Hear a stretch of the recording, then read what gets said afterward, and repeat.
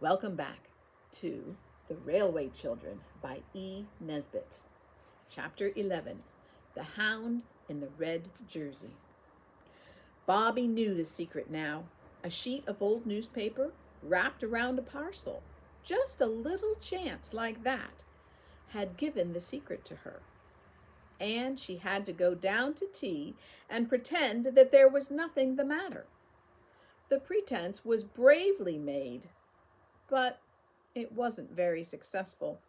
For when she came in, everybody looked up from tea and saw her pink-lidded eyes and her pale face with red tear blotches on it. "My darling!" cried Mother, jumping up from the tea tray. "Whatever is the matter?" "My head aches, rather," said Bobby, and indeed it did. "Has anything gone wrong?" Mother asked. "I'm all right, really," said Bobby, and she telegraphed her mother from her swollen eyes this brief, imploring message: "Not before the others."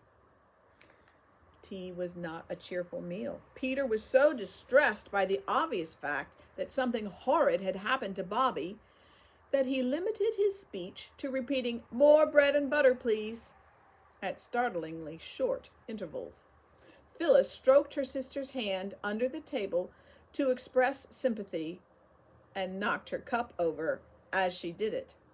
Fetching a cloth and wiping up the spilt milk helped Bobby a little, but she thought that tea would never end. Yet at last it did end, as all things do at last, and when Mother took out the tray, Bobby followed her. "She's gone to own up," said Phyllis to Peter. "Wonder what she's done." "Broken something, I suppose," said Peter, "but she needn't be so silly over it. Mother never rows for accidents. Listen. Yes, they're going upstairs. She's taking Mother up to show her. The water jug with storks on it, I expect it is." Bobby, in the kitchen, had caught hold of Mother's hand as she set down the tea things. "What is it?" Mother said, but Bobby only said, "Come upstairs. Come up where nobody can hear us." When she had got Mother alone in her room, she locked the door and then stood quite still and quite without words. All through tea, she had been thinking of what to say. She had decided that "I know all," or "all is known to me," or "the terrible secret is a secret no longer," would be the proper thing. But now that she and her mother and that awful sheet of newspaper were alone in the room together, she found she could say nothing. Suddenly she went to Mother and put her arms around her and began to cry again. And still she could find no words, only "Oh, Mammy, oh, Mammy, oh, Mammy," over and over again. Mother held her close and waited. Suddenly, Bobby broke away from her and went to her bed. From under her mattress, she pulled out the paper she had hidden there and held it out, pointing to her father's name with a finger that shook. "Oh, Bobby," Mother cried, when one little quick look had shown her what it was. "You don't believe it? You don't believe Daddy did it?" "No!" Bobby almost shouted. She had stopped crying. "That's all right," said Mother. "It's not true, and they've shut him up in prison, but he's done nothing wrong. He's good and noble and honorable, and he belongs to us. We have to think of that and be proud of him and wait." Again Bobby clung to her mother, and again only one word came to her, but now that word was "Daddy," and "Oh, Daddy, oh, Daddy, oh, Daddy," again and again. "Why didn't you tell me, Mammy?" she asked presently. "Are you going to tell the others?" Mother asked. "No." "Why?" "Because—" "Exactly," said Mother. "So you understand why I didn't tell you. We two must help each other to be brave." "Yes," said Bobby. "Mother, will it make you more unhappy if you tell me all about it?" I want to understand." So then, sitting cuddled up close to her mother, Bobby heard all about it. She heard how those men who had asked to see Father on that remembered last night when the engine was being mended had come to arrest him, charging him with selling state secrets to the Russians, with being, in fact, a spy and a traitor. She heard about the trial and about the evidence, letters found in Father's desk at the office, letters that convinced the jury that Father was guilty. "Oh, how could they look at him and believe it?" cried Bobby. "And how could anyone do such a thing?" "Someone did it," said Mother. "And all the evidence was against Father. Those letters, yes, how did the letters get into his desk?" "Someone put them there. And the person who put them there was the person who was really guilty." "He must be feeling pretty awful all this time," said Bobby thoughtfully. "I don't believe he has any feelings," Mother said hotly. "He couldn't have done a thing like that if he had. Perhaps he just shoved the letters into the desk to hide them when he thought he was going to be found out. Why don't you tell the lawyers or someone that it must have been that person? There wasn't anyone that could have hurt Father on purpose, was there?" I don't know. The man under him who got Daddy's place when the awful thing happened, he was always jealous of your father because Daddy was so clever and everyone thought such a lot of him. And Daddy never quite trusted that man. Couldn't we explain all that to someone? Nobody will listen, said Mother very bitterly. No one at all. Do you suppose I've not tried everything? No, my dearest, there's nothing to be done. All we can do, you and I and Daddy, is to be brave and patient and, she spoke very softly, to pray, Bobby dear. Mother, you've got very thin, said Bobby abruptly. A little, perhaps. And, oh, said Bobby, I do think you're the bravest person in the world as well as the nicest.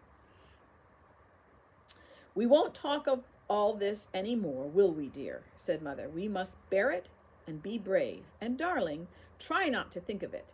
It's much easier for me if you can be a little bit happy and enjoy things. Wash your poor little round face and let's go out into the garden for a bit. The other two were very gentle and kind to Bobby, and they did not ask her what was the matter. This was Peter's idea, and he had drilled Phyllis, who would have asked 100 questions if she had been left to herself. A week later, Bobby managed to get away alone, and once more she wrote a letter, and once more it was to the old gentleman. My dear friend, she said, you see what is in this paper. It is not true. Father never did it. Mother says someone put the papers in Father's desk, and she says the man under him that got Father's place afterwards was jealous of Father, and Father suspected him a long time. But nobody listens to a word she says. But you are so good and clever, and you found out about the Russian gentleman's wife directly. Can't you find out who did the treason? Because he wasn't Father, upon my honor.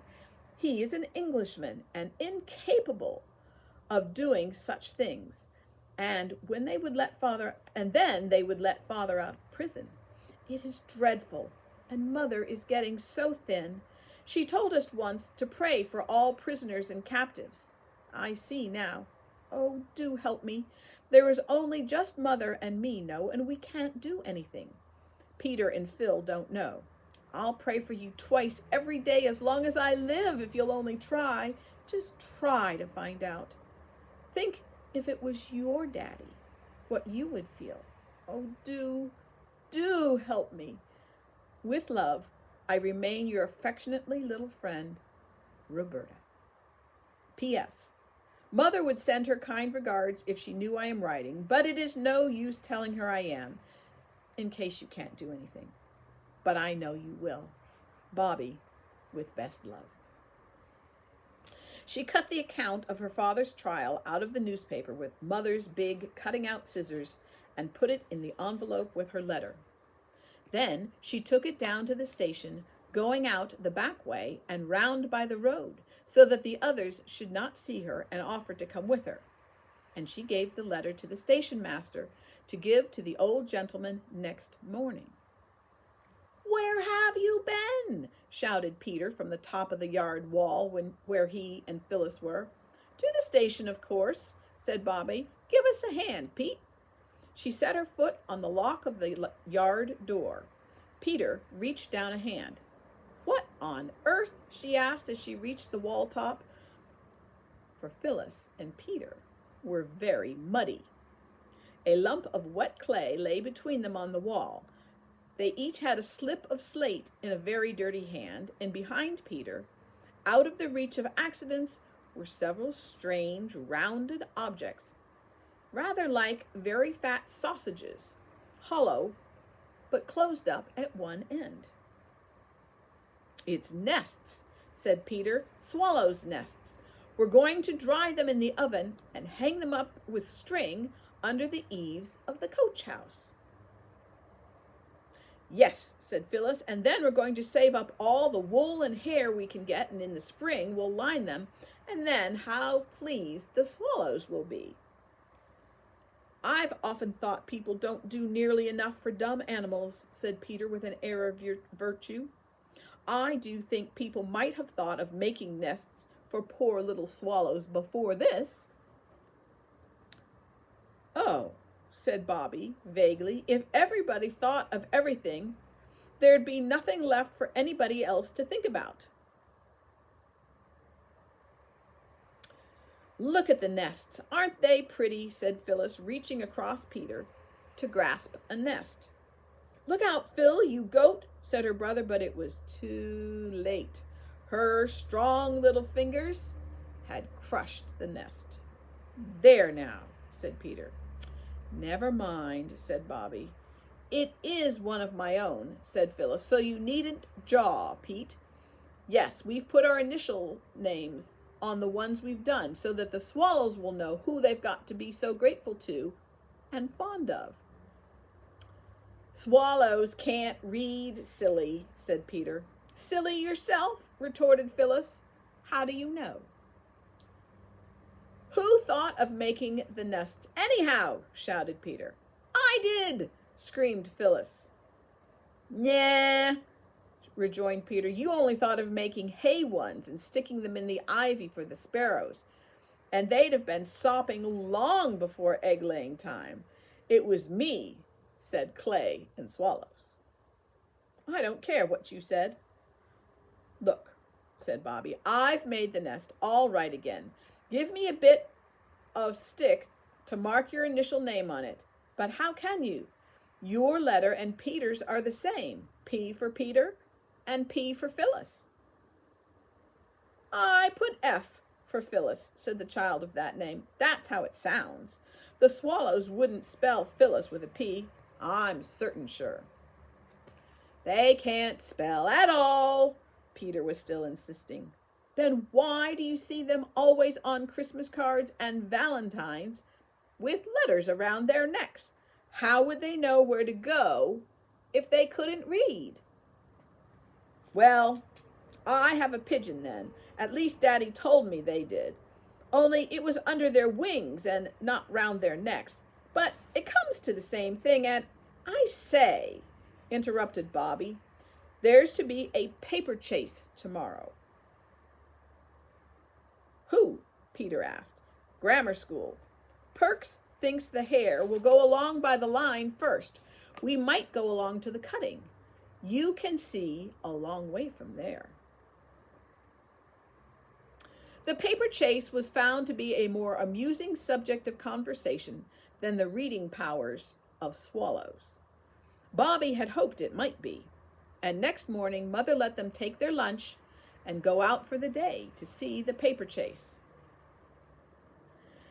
"If we go to the cutting," said Peter, "we shall see the workmen, even if we miss the paper chase." Of course, it had taken some time to get the line clear from the rocks and earth and trees that had fallen on it when the great landslip happened. That was the occasion, you will remember, when the three children saved the train from being wrecked by waving 6 little red flannel petticoat flags. It is always interesting to watch people working, especially when they work with such interesting things as spades and picks and shovels and planks and barrows, when they have cindery red fires and iron pots with round holes in them, and red lamps hanging near the works at night. Of course, the children were never out at night, but once at dusk, when Peter had got out of his bedroom skylight onto the roof, he had seen the red lamp shining far away at the edge of the cutting.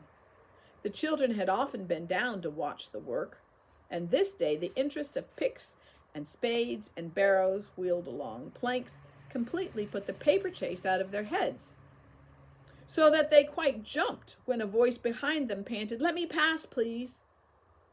It was the hare, a big-boned, loose-limbed boy with dark hair lying flat on a very damp forehead. The bag of torn paper under his arm was fastened across one shoulder by a strap. The children stood back. The hare ran along the line, and the workmen leaned on their picks to watch him. He ran on steadily and disappeared into the mouth of the tunnel. "That's against the bylaws," said the foreman. "Why worry?" said the oldest workman. "Live and let live, what I always say. Ain't you never been young yourself, Mr. Bates?"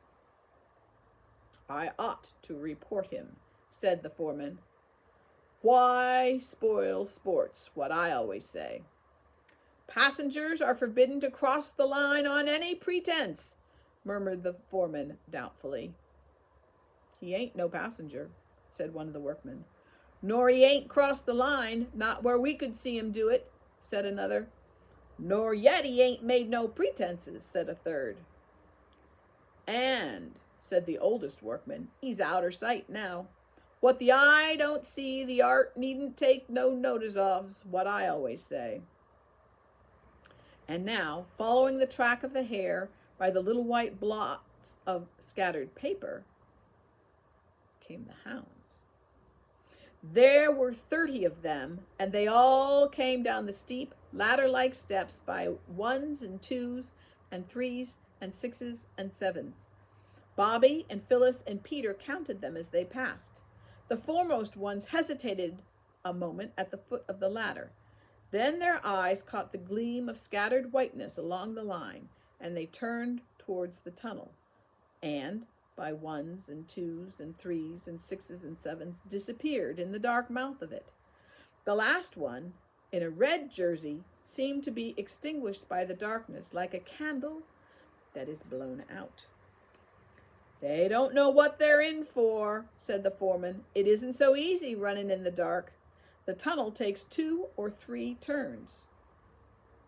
"They'll take a long time to get through it, you think?" Peter asked. "An hour or more, I shouldn't wonder." "Then let's cut across the top and see them come out at the other end," said Peter. "We shall be there long before they do." The counsel seemed good, and they went. They climbed the steep steps from which they had picked the wild cherry blossoms for the grave of the little wild rabbit, and reaching the top of the cutting, set their faces toward the hill through which the tunnel was cut. It was stiff work. "It's like the Alps," said Bobby breathlessly. "Or Andes," said Peter. "It's like Himmy What's-its-names," gasped Phyllis. "Mount Everlasting." "Do let's stop." "Stick to it," panted Peter. "You'll get your second wind in a minute." Phyllis consented to stick to it, and on they went, running when the turf was smooth and the slope easy, climbing over stones, helping themselves up rocks by the branches of trees, creeping through narrow openings between tree trunks and rocks, and so on, up and up, till at last they stood on the very top of the hill, where they had so often wished to be. "Halt!" cried Peter, and threw himself flat on the grass. For the very top of the hill was a smooth, turfed tableland, dotted with mossy rocks and little mountain ash trees. The girls also threw themselves down flat. "Plenty of time," Peter panted. "The rest's all downhill." When they were rested enough to sit up and look round them, Bobby cried, "Oh, look!" "At what?" said Phyllis. "The view," said Bobby. "I hate views," said Phyllis. "Don't you, Peter?" "Let's get on," said Peter. "But this isn't like a view they take you to in carriages when you're at the seaside, all sea and sand and bare hills. It's like the colored counties in one of Mother's poetry books." "It's not so dusty," said Peter. "Look at the aqueduct straddling slap across the valley like a giant centipede. And then the town's church spires sticking up out of the trees like pens out of an inkstand. I think it's more like, there we could see the banners of 12 fair cities shine." "I love it," said Bobby. "It's worth the climb." "The paper chase is worth the climb," said Phyllis, "if we don't lose it. Let's get on. It's all downhill now." "I said that 10 minutes ago," said Peter. "Well, I've said it now," said Phyllis. "Come on." "Loads of time," said Peter. And there was, for when they had got down to a level with the top of the tunnel's mouth, they were a couple of 100 yards out of their reckoning and had to creep along the face of the hill. There was no sign of the hare or the hounds. "They've gone long ago, of course," said Phyllis, as they leaned on the brick parapet above the tunnel. "I don't think so," said Bobby. "But even if they had, it's ripping here. We shall see the trains come out of the tunnel like dragons out of lairs. We've never seen that from the top side before." "No more we have," said Phyllis, partially appeased. It was really a most exciting place to be in.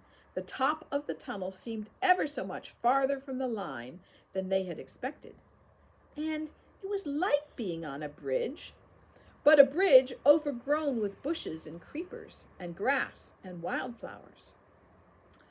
"I know the paper chase has gone long ago," said Phyllis, every 2 minutes. And she hardly knew whether she was pleased or disappointed when Peter, leaning over the parapet, suddenly cried, "Look out! Here he comes!" They all leaned over the sun-warmed brick wall in time to see the hare, going very slowly, come out from the shadow of the tunnel. "There now," said Peter. "What did I tell you? Now for the hounds." Very soon came the hounds, by 1s and 2s and 3s and 6s and 7s, and they also were going slowly and seemed very tired.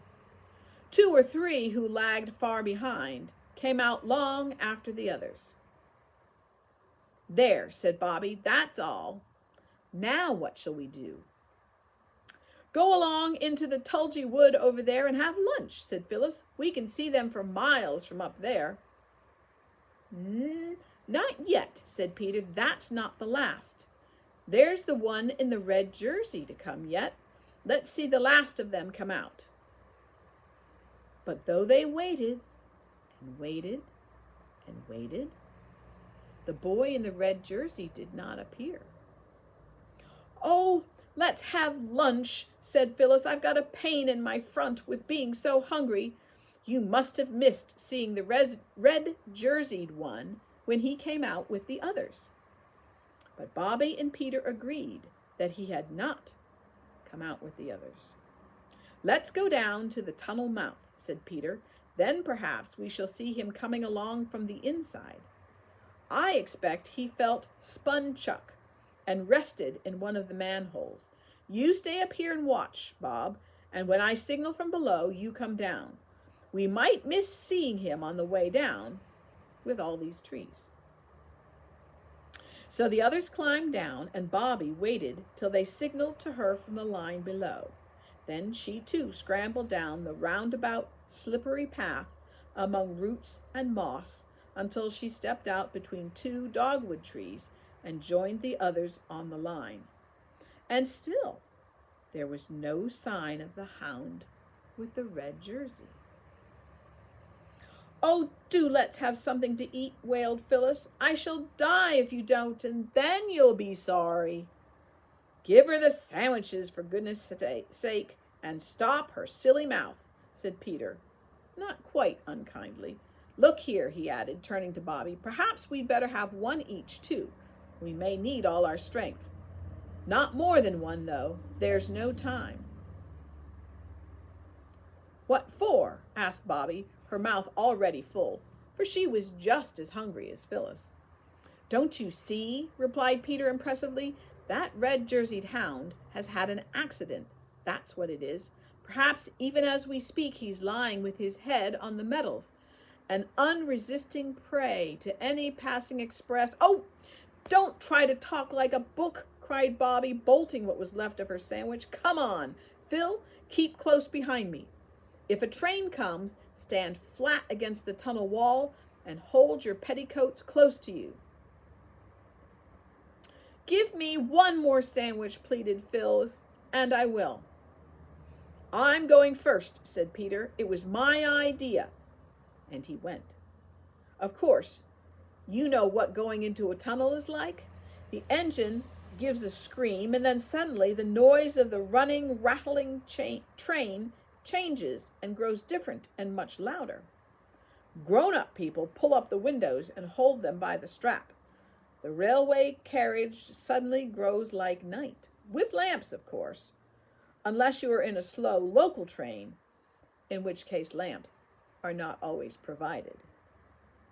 Then, by and by, the darkness outside the carriage window is touched by puffs of cloudy whiteness. Then you see a blue light on the walls of the tunnel. Then the sound of the moving train changes once more, and you are out in the good open air again, and grown-ups let the straps go. The windows, all dim with the yellow breath of the tunnel, rattle down into their places, and you see once more the dip and catch of the telegraph wires beside the line, and the straight-cut hawthorn hedges with the tiny baby trees growing up out of them every 30 yards. All this, of course, is what a tunnel means when you are in a train. But everything is quite different when you walk into a tunnel on your own feet and tread on shifting, sliding stones and gravel on a path that curves downward from the shining metals to the wall. Then you see slimy, oozy trickles of water running down the inside of the tunnel, and you notice that the bricks are not red or brown, as they are at the tunnel's mouth, but dull, sticky, sickly green. Your voice, when you speak, is quite changed from what it was out in the sunshine, and it is a long time before the tunnel is quite dark. It was not yet quite dark in the tunnel when Phyllis caught at Bobby's skirt, ripping out half a yard of gathers, but no one noticed this at the time. "I want to go back," she said. "I don't like it. It'll be pitch dark in a minute. I won't go on in the dark. I don't care what you say. I won't." "Don't be a silly cuckoo," said Peter. "I've got a candle end and matches. And what's that?" That was a low humming sound on the railway line, a trembling of the wires beside it, a buzzing humming sound that grew louder and louder as they listened. "It's a train," said Bobby. "Which line?" "Let me go back," cried Phyllis, struggling to get away from the hand by which Bobby held her. "Don't be a coward," said Bobby. "It's quite safe. Stand back." "Come on," shouted Peter, who was a few yards ahead. "Quick, manhole!" The roar of the advancing train was now louder than the noise you hear when your head is under water in the bath and both taps are running. and you are kicking with your heels against the bath's tin sides. But Peter had shouted for all he was worth, and Bobby heard him. She dragged Phyllis along to the manhole. Phyllis, of course, stumbled over the wires and grazed both her legs. But they dragged her in, and all three stood in the dark, damp arch recess while the train roared louder and louder. It seemed as if it would deafen them. And in the distance, they could see its eyes of fire growing bigger and brighter every instant. It is a dragon. I always knew it was. It takes its own shape in here, in the dark, shouted Phyllis. But nobody heard her. You see, the train was shouting too, and its voice was bigger than hers. And now, with a rush and a roar and a rattle and a long, dazzling flash of lighted carriage windows, a smell of smoke and blast of hot air, the train hurtled by, clanging and jangling and echoing in the vaulted roof of the tunnel. Phyllis and Bobby clung to each other. Even Peter caught hold of Bobby's arm, in case she should be frightened, as he explained afterwards. And now, slowly and gradually, the tail lights grew smaller and smaller, and so did the noise, till with one last whiz, the train got itself out of the tunnel, and silence settled again on its damp walls and dripping roof. "Oh," said the children, all together in a whisper. Peter was lighting the candle end with a hand that trembled. "Come on," he said, but he had to clear his throat before he could speak in his natural voice. "Oh," said Phyllis, "if the red-jerseyed one was in the way of the train." "We've got to go and see," said Peter. "Couldn't we go and send someone from the station?" said Phyllis. "Would you rather wait here for us?" asked Bobby severely. And of course that settled the question. So the three went on into the deeper darkness of the tunnel. Peter led, holding his candle end high to light the way. The grease ran down his fingers and some of it right up his sleeve. He found a long streak from wrist to elbow when he went to bed that night. It was not more than 150 yards from the spot where they had stood while the train went by that Peter stood still, shouted, "Hello!" and then went on much quicker than before. When the others caught him up, he stopped, and he stopped within a yard of what they had come into the tunnel to look for. Phyllis saw a gleam of red and shut her eyes tight. There, by the curved, pebbly down line, was the red-jerseyed hound. His back was against the wall, his arms hung limply by his sides, and his eyes were shut. "Was the red blood? Is he all killed?" asked Phyllis, screwing her eyelids more tightly together. "Killed? Nonsense," said Peter. "There's nothing red about him except his jersey. He's only fainted. What on earth are we to do?" "Can we move him?" asked Bobby. "I don't know. He's a big chap. Suppose we bathe his forehead with water." "No, I know we haven't any, but milk's just as well. There's a whole bottle." "Yes," said Peter, "and they rub people's hands, I believe." "They burn feathers, I know," said Phyllis. "What's the use of saying that when we haven't any feathers?" "As it happens," said Phyllis in a tone of exasperated triumph, "I've got a shuttlecock in my pocket, so there." And now Peter rubbed the hands of the red-jerseyed one. Bobby burned the feathers of the shuttlecock one by one under his nose.